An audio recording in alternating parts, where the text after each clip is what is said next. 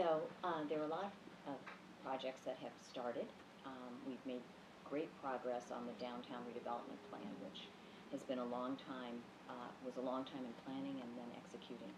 So to finish with that downtown plan, getting more stores filled in where we have some vacancies, doing more events and activities. They've been really successful. Our cruise nights, our Barrington White House events, the art festival, all these things that have been begun. There can be more of that sort of thing, which keeps people coming in, although we're successful in having our restaurants full and activity happening.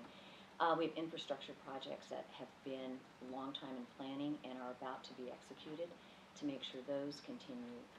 One of which is the underpass of the CN Railroad at Route 14. So we've gotten almost $22 million in federal and state funding toward that $67 million project when we count both pieces of it. To continue to push that, I think my knowledge about that kind of project, and actually all the other infrastructure ones which we've been working on a long time, is important, and the push with some of those agencies that actually fund is important as well. I'm also involved at the regional and state level in issues that affect Barrington. For instance, pension reform legislation at the state level, which is where it's controlled.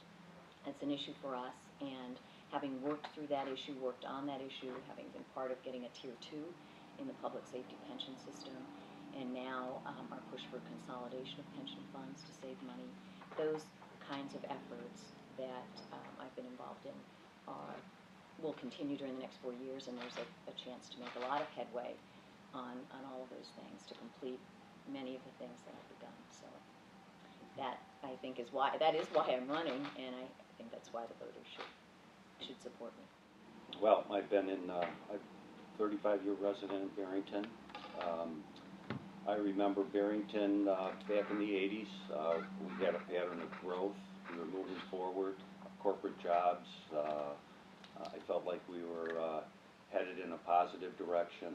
And now as we move through the 90s and into the 2000s, I felt like we've kind of stagnated. On a personal basis, I've had properties in town that I've tried to put on the market. I find they're worth far less, and there's few buyers for those. This is a common problem in our town. I know Karen walks down North Avenue every day, and there's houses there that have been for sale over a year. It's a tough environment in our, I feel like our demand is very stagnant in town as far as housing goes. I find a lot of vacancies throughout our village, and I'm concerned about that. We just opened a campaign office, and I was shocked. Our campaign office we got for $6 a square foot. Now, $6 a square foot is not sustainable for a business or a building owner to maintain his property. But this is what's going on in our town. The rents are way down because of the little demand.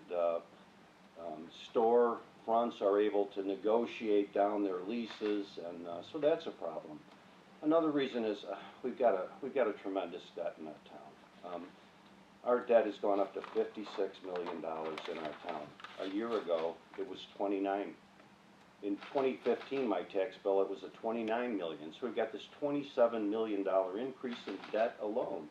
So all these projects we're doing is showing up as debt. I mean, the White House, like it or not, we were led to believe that it was going to be self-funding. In fact, it's in their budget, they set it up as an enterprise fund for this. And, you know, quite frankly, I'm looking at the numbers, and when they first came out, they did a business plan calling for revenues, rentals on their banquet facility to be in the neighborhood of $160,000. Well, that never transpired. And last year, I look at their budget, and their rental on that was $30,000. Joanne and I make it a point to go by that place on many weekends, and I think we hit almost every weekend. And it's vacant. There's nobody using it at night.